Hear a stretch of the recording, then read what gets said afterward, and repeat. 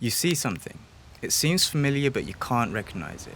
It evokes a sensation, a memory. You smell something, and it reminds you of your childhood, of your mum's car. All senses can trigger different memories. That's because our brain has a lot of crosstalk. You hear or smell something and it feels familiar, although you can't put your finger on it. Sometimes a certain chord or a drum hit has something special about it. Like a sonic fingerprint, which can trigger this crosstalk. Something new instantly sounds familiar, an audio déjà vu. Imagine recording this fingerprint of a sound and applying it to another sound. Imagine creating something new, but with that fingerprint. This is what the Granular Convolver does.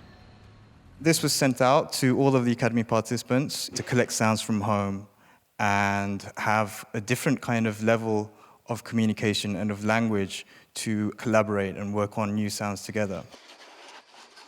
It's a super heavy device, which is also really shiny.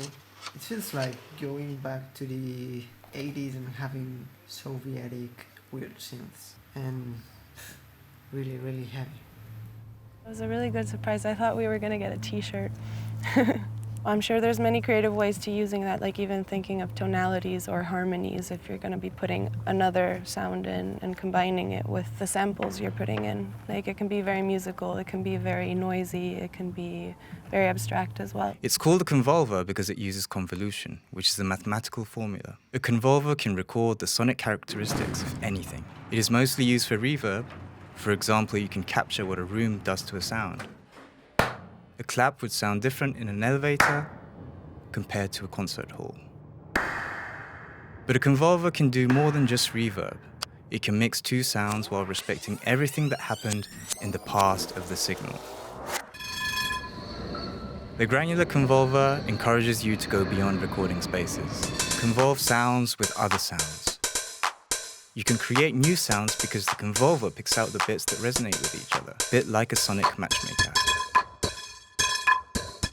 There was always this talk about, let's build something for the Academy, let's build something that's special. Participants should be able to make it their own thing with their own sound.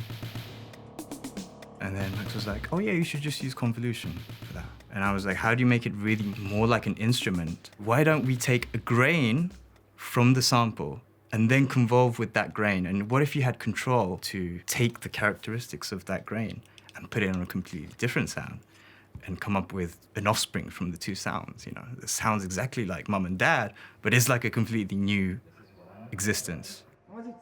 Loud, loud. The most magical thing about the Granular Convolver is how it blends two frequencies of contrasting tone, texture, or timbre into one fluid new sound. For my own music, it's helped me think of instruments beyond isolated textures that they have on their own, but the interrelationship between each other in the music.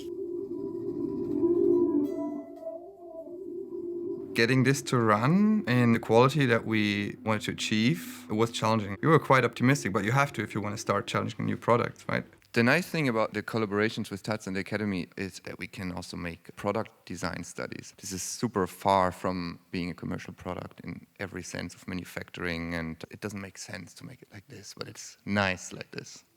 Convolution was for a long time way too processor hungry, and having access to this power now, to this processing power, and having like a quad-core gigahertz CPU on a little PC board. All these tools are there now, and the hardware is there to make it embedded, and it's a nice case study to show how all these things can impact how we see and how we build future musical instruments. We didn't want to make something that would impose a certain sound or a certain tone that everybody had to work with. So the challenge was, how do we make an instrument that doesn't have a voice, that instead you would have to give it that voice?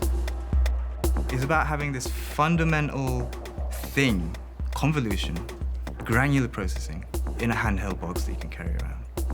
I am so looking forward to all these musicians coming from 38 different countries, all coming to Berlin in the same place and seeing what happens and what they bring with them. They might even swap their units and be like, hey, I got this cool sound, do you want to use it? Actually, yeah, I wanted to use that sound.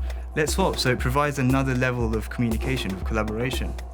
The fact that we made it hardware has defined this physicality of you have to be somewhere with a microphone and actually record it there in your presence and with the device in your hand. If you miss a sound, you've missed it, it's gone. This is all about listening more, noticing things and sound.